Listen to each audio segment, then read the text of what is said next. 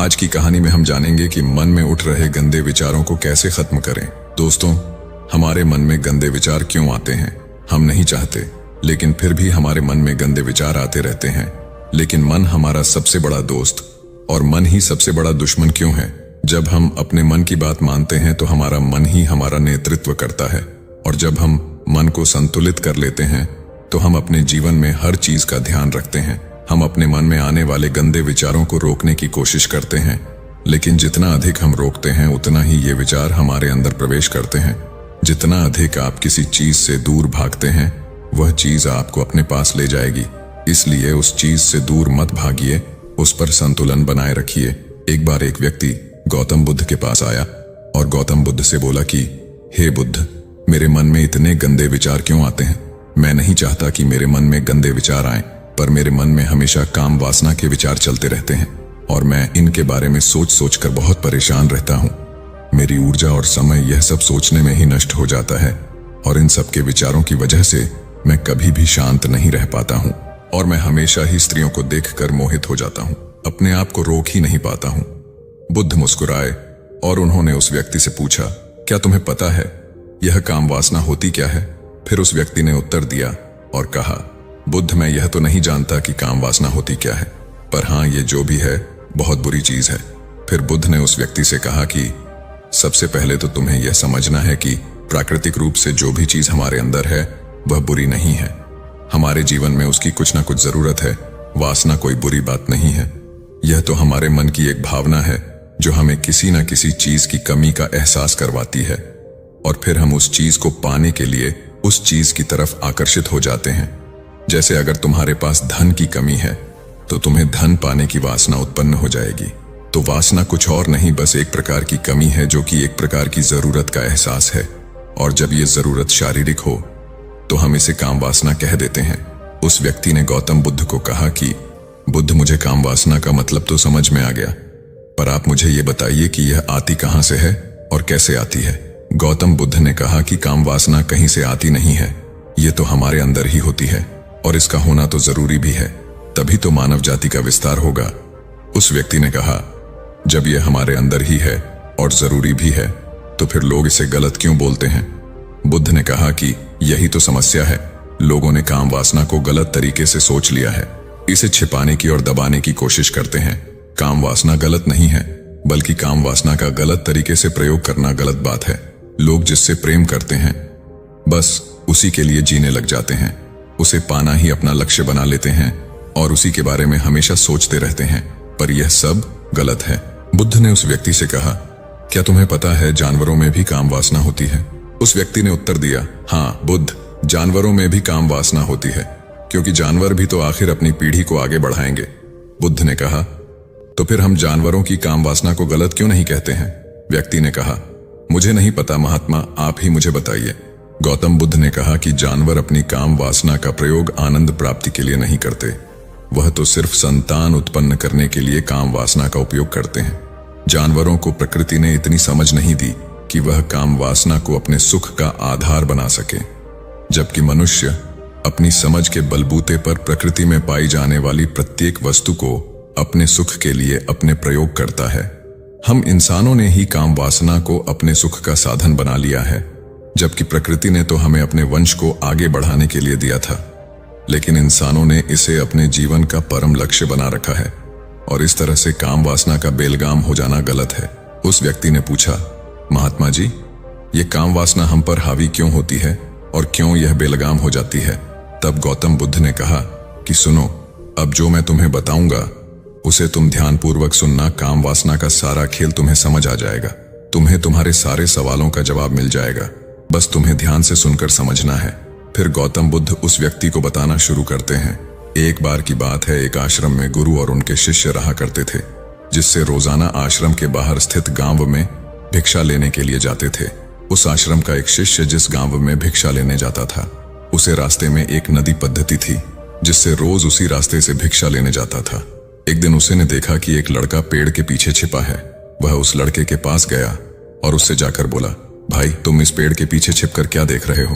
लड़के ने कहा, अरे तुझे नहीं दिख रहा क्या कि मैं क्या देख रहा हूँ? तब शिष्य ने नदी की तरफ देखा तो वहां पर कुछ लड़कियां पानी भर रही थीं। वो लड़कियां 14-15 साल की थीं। तब शिष्य ने उस लड़के से कहा, भाई वहां पर तो लड़कियां पानी भर रही हैं, इसमें छिपकर देखने वाली क्या बात है। तब वो लड़का शिष्य की तरफ देखकर उससे कहता है, अरे पागल, तुम्हें दिखाई नहीं दे रहा? यह परी कैसे नदी से पानी ला रही है? जरा उनकी अदाओं को तो देखो, उनके कोमल शरीर को देखो, उनकी पतली कमर मटके को उठाते समय बल खाती है, और उनके बाल उनकी कमर पर कैसे लहरा रहे हैं, मानो सुंदरता बिखरी पड़ी हो। उसने फिर से नदी के किनारे देखा, और इस बार वह नदी के किनारे देखता रहा। अब कुछ भी दिखाई नहीं दे रहा था, और वह बिल्कुल निडर था। उसे किसी भी चीज का कोई डर नहीं था। लेकिन अब वो छिपने लगा और उन लड़कियों को देखने लगा जैसे उसने कोई अपराध कर दिया हो। और जब वो छिपकर उन लड़कियों को देख रहा था, तभी वो अचानक अंदर से कौंप गया और उसने कहा कि ये मैं क्या कर रहा हूं? मैं जो कर रहा हूं वो सही नहीं है, मुझे यहां से चले जाना चाहिए। और फिर वह जल्दी से वहां से चला गया। वो आश्रम पहुंच जाता है। आश्रम जाकर वो अपने कार्यों में लग गया। लेकिन जो अभी वह देखकर आया था, वही उसकी आंखों के सामने बार बार आ रहा था। उसके मन में वही दृश्य चल रहा था। उसका दिमाग सब कुछ देखने के लिए संघर्ष कर रहा था। उसका किसी भी काम में मन नहीं लग रहा था। सुबह होते ही वह रोज जल्दी ही भिक्षा के लिए आश्रम से निकल जाता था और उस नदी के पास वाले पेड़ के पास जाता था, जहां पर वह लड़का पहले से मौजूद रहता था। उसके साथ मिलकर लड़कियों को छुप छुप कर देखता था। अब वह ऐसा रोज करने लग गया। यह उसके रोज का काम हो गया। अब उस शिष्य का मन किसी भी काम में नहीं लगता था। वो हमेशा ही किसी न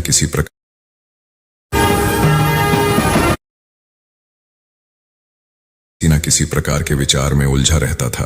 वो आश्रम के कार्यों को भी ठीक ढंग से नहीं कर पा रहा था। न वो ठीक से सो पाता था, न वो ठीक से खाना खा पाता था। उसका मन बेचैन सा रहता था। उसका मन बार बार उन लड़कियों की खूबसूरती देखने को मचलता था। जब गुरु भिक्षा दे रहे थे, तब भी उनका मन किन्हीं अन्य विचारों में खोया हुआ था। गुरु ने अपने शिष्य की इन हरकतों को समझ लिया था। फिर एक दिन गुरु ने शिष्य को अपने पास बुलाया और कहा कि आज से मैं भी तुम्हारे साथ भिक्षा मांगने चलूंगा। आप और मैं एक साथ भिक्षा मांगने जाएंगे। तभी शिष्य गुरु को मना करते हुए बोला, नहीं गुरुदेव, आप परेशान क्यों हो रहे हो? मैं अकेला ही ठीक से भिक्षा मांग सकता हूं। गुरु ने शिष्य से कहा कि ठीक है, तुम अकेले ही भिक्षा मांगने जाओ। जिससे वह तुरंत भिक्षा मांगने निकल पड़ा। सभी लोग उसे देखने के लिए उसके पीछे पीछे चलने लगे। थोड़ी दूर जाने पर गुरु ने देखा कि उनका शिष्य एक अपराधी की तरह एक लड़के के साथ पेड़ के पीछे छिपा हुआ है और छिपकर कुछ देख रहा है। गुरु भी अपने शिष्य के पीछे जाकर खड़े हो गए। उसका शिष्य क्या देख रहा है, जिसे देखने के लिए वह एक अपराधी की तरह पेड़ के पीछे छिपा हुआ है? गुरु ने देखा कि उसका शिष्य पेड़ के पीछे छिपकर नदी से पानी ले रही लड़कियों को देख रहा है। तब गुरु ने शिष्य से कहा, क्या देख रहे हो? अपने गुरु की आवाज सुनकर वह डर गया और उसके पसीने छूटने लगे। वह ऐसे कांपने लगा जैसे उसने किसी चोर को चोरी करते समय पकड़ लिया हो। उसकी हालत खराब हो गई। वो कुछ भी नहीं बोल पा रहा था। दूसरा जो शिष्य के साथ था, वो वहां से भाग गया। उसके मुंह से कुछ टूटे फूटे शब्द ही बाहर निकल रहे थे। वो अपने गुरु से नजर भी नहीं मिला पा रहा था। गुरु ने शिष्य की तरफ देखा और कहा कि मेरा शिष्य तो निर्भय था, उसे तो किसी भी चीज का डर नहीं था, लेकिन ये क्या, तुम तो भय के मारे कांप रहे हो। शिष्य ने गुरु से कहा कि मुझे माफ कर दो गुरुदेव, मेरा इसमें कोई दोष नहीं है।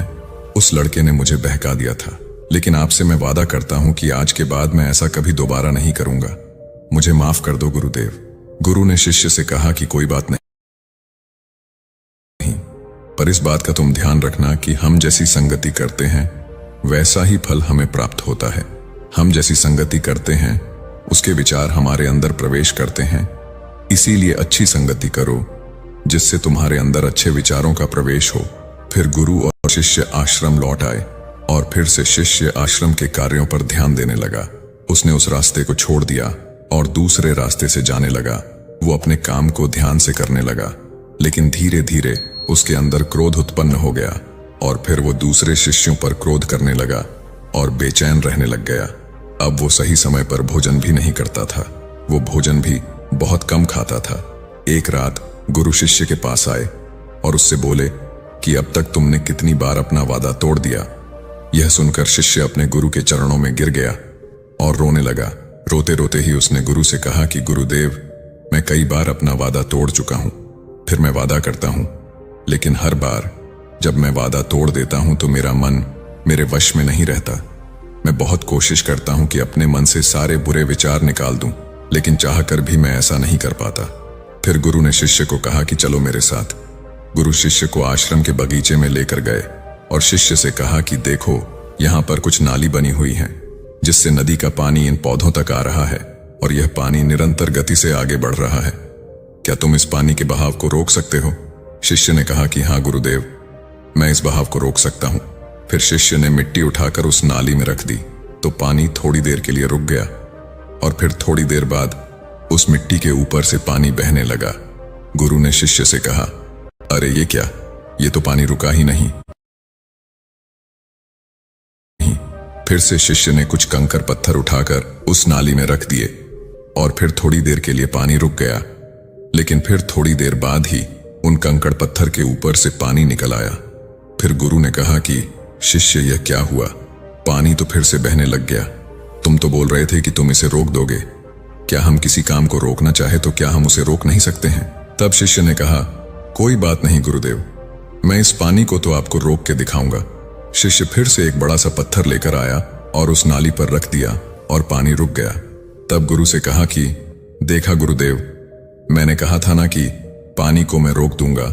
मैंने पानी को रोक दिखाया, आपकी बात मैंने पूरी कर दी। गुरु मुस्कुराए और बोले, अच्छा जरा ध्यान से देखो, पानी रुक गया क्या? वो तो पीछे की नाली तोड़कर बाहर निकल गया और अगल बगल से बह रहा है। और ध्यान से देखो, इस पत्थर के आगे भी आ गया और ये पानी अपना रास्ता बदलकर फिर से आगे की तरफ जाएगा। और फिर थोड़ी देर बाद ऐसा ही हुआ। फिर गुरु ने शिष्य को समझाया कि तुम्हारे साथ भी तो ऐसा ही चल रहा है। तुम बार बार प्रयास कर रहे हो, बड़े से बड़ा प्रयास कर रहे हो, पर हर बार तुम्हारा प्रयास टूट रहा है और यह हमेशा टूटता ही रहेगा। तुम कितना भी बड़ा पत्थर रख लो, लेकिन पानी तो अपना रास्ता बना ही लेगा। यह सब देखकर शिष्य ने गुरु से कहा कि ही गुरुदेव, क्या कोई तरीका नहीं है जिससे मैं गंदे विचारों से बाहर निकल सकूं और यह मेरे मन में आए ही ना? गुरु शिष्य को एक नदी के पास ले गए जहां से उस बगीचे में पानी जा रहा था। गुरु ने शिष्य से कहा, वो पानी इसी नदी से जा रहा है। अगर हम यहीं से उस रास्ते को बंद कर दें जहां से पानी बगीचे में जा रहा है, तब क्या हम पानी को रोक नहीं सकते?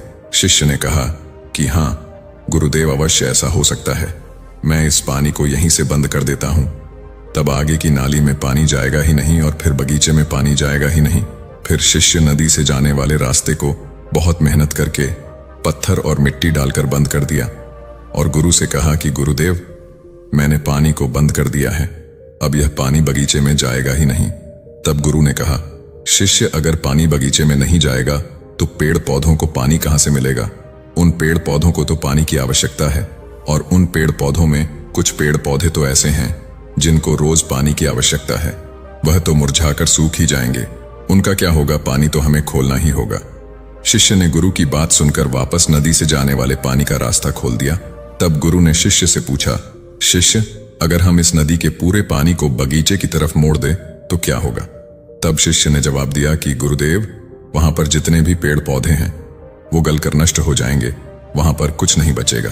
फिर गुरु मुस्कुराए और बोले, तुम इस बात को समझो कि हमें किसी भी चीज को रोकना नहीं है, बस हमें हमेशा संतुलन बनाए रखना है। कम पानी से भी पौधे नष्ट होते हैं और ज्यादा पानी से भी पौधे नष्ट होते हैं। हमारा जीवन संतुलन से ही चलता है। गुरु ने शिष्य से कहा कि अगर मैं तुम्हें कुछ कहूं कि तुम आम के बारे में मत सोचो, तो तुम्हारे मन में सबसे पहले किसका चित्र आएगा? शिष्य ने कहा कि गुरुदेव, मेरे मन में तो पहला चित्र आम का ही आएगा। गुरु ने कहा कि जब हम गंदे विचारों को जबरदस्ती रोकने का प्रयास करते हैं तो वह और मजबूती के साथ हमारे अंदर प्रवेश करते हैं, हमारे अंदर उठते हैं। इसलिए हमें उन्हें कभी भी दबाने की कोशिश नहीं करनी चाहिए। तब गुरु शिष्य के पास गए और बोले कि बुरे लोगों की संगति के कारण भी हमारे अंदर गंदे विचार आते हैं।